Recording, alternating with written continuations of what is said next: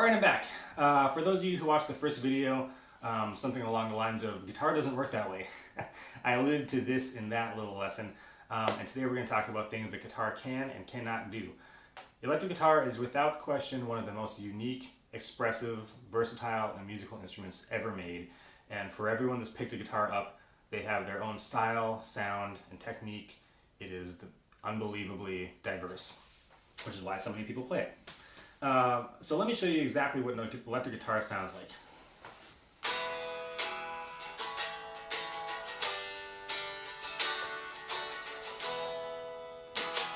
Oh, so powerful, so exciting, so dynamic. No, this is half of my instrument. I'm holding half my instrument right now. This is just a plank of wood with another plank of wood with a bunch of strings on it. To make it sound like an electric guitar, I need electricity.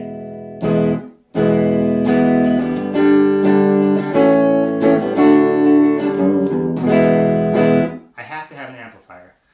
Every time a non-guitar player wonders why we have all these big loud amps and all of this gear that we have to cart around, trust me, we wish we didn't, but it makes the whole thing complete. It's the complete package. You have to have the amplifier, otherwise it sounds like this. And it will not be audible over even the lowest conversational volume. So that's what an amp does. Now, great, now I've got the full package, but it still doesn't sound like much, right?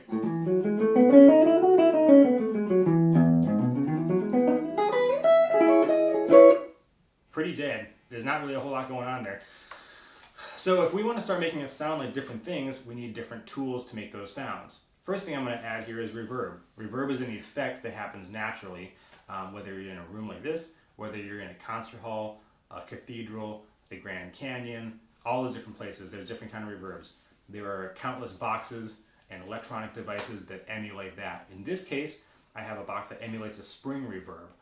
Without going to the electronics of it, because I'm not a science guy, it's basically a spring that vibrates back and forth to create more space. Without, dead. With. You hear all that space, all those reverberations, reverb. Cool. If I crank it up a little bit, you'll hear this as it get real surfy.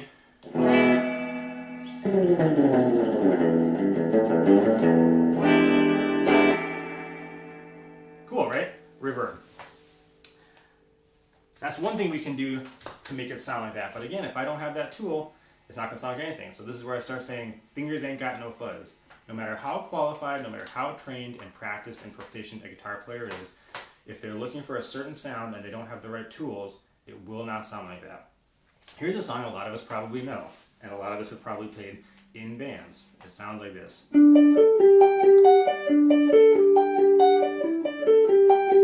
Oh, the magic.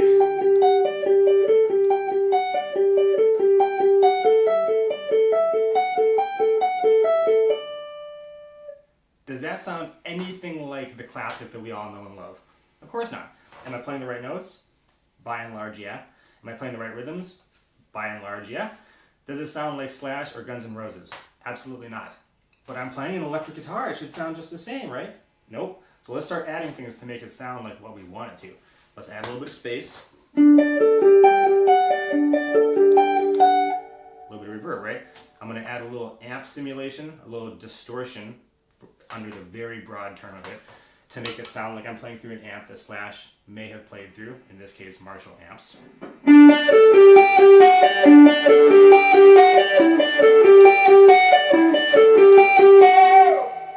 Already sounds much more like it, right?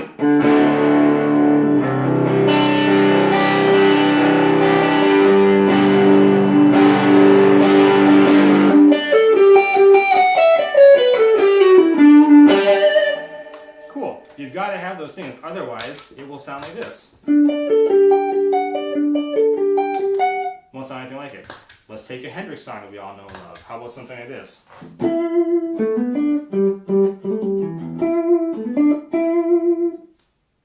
That doesn't sound like Hendrix. Why not? Well, because Hendrix was using a Marshall amp that had some distortion in it. He was pushing the amp so hard that it was distorting. A characteristic usually undesirable until guitar players heard it and were like, hey, that helps it sound less anemic. That helps it sound more organic. That helps it sound more musical. So now I have a little bit of reverb, A little bit of amp simulation to make it sound like a Marshall amp.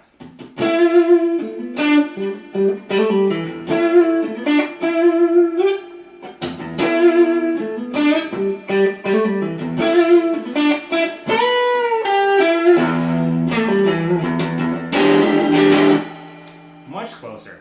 Let's add something else that he used and was one of the first guys to do so. Here's a wah-wah pedal, or just a wah pedal. Basically just a frequency sweeper. Without the wah pedal, with the wah pedal.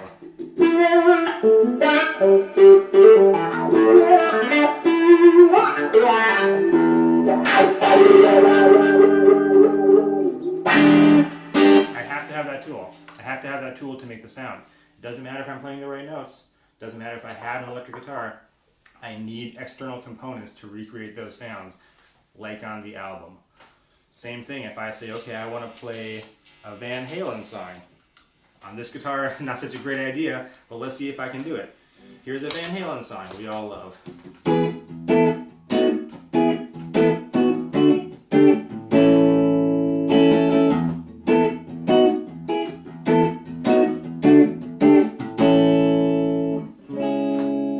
That doesn't sound very Panama-esque to me. Let's add some amp simulation, see what we get.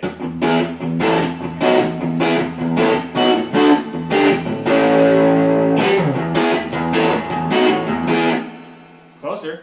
What else he used was something called a phase pedal. He had a phaser, an MXR Phase 90 or 45 pedal that he set very slow. Let's see what this sounds like. You hear that slow undulation now? If I set it a little bit faster, it'll be more apparent.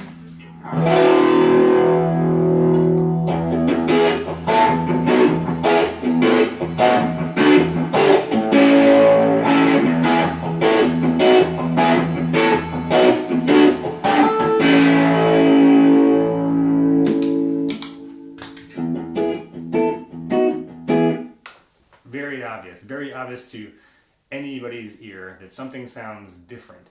Even non-guitar players may not know why it sounds different, but you know that it doesn't sound like the album or the concert or the artist or whatever example you're trying to emulate.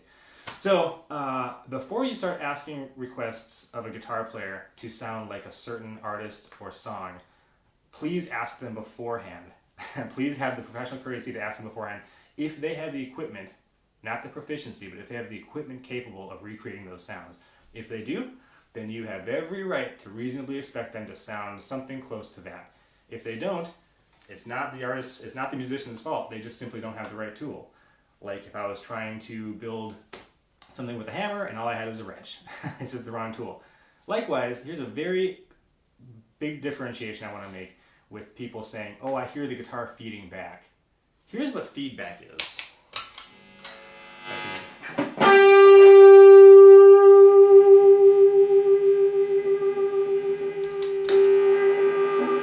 I can even get it. In this room, it's pretty quiet, so I don't know if I can get feedback. Feedback will be something that will happen.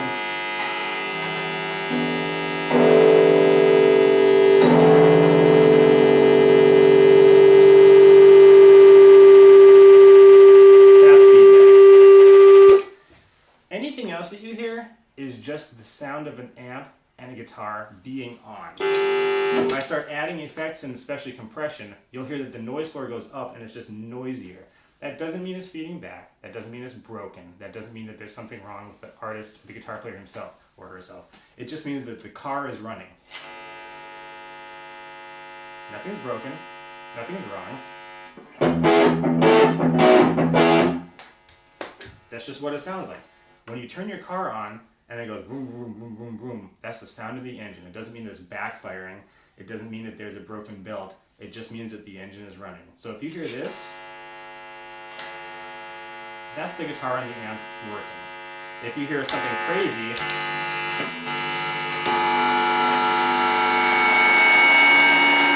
now it's feeding back.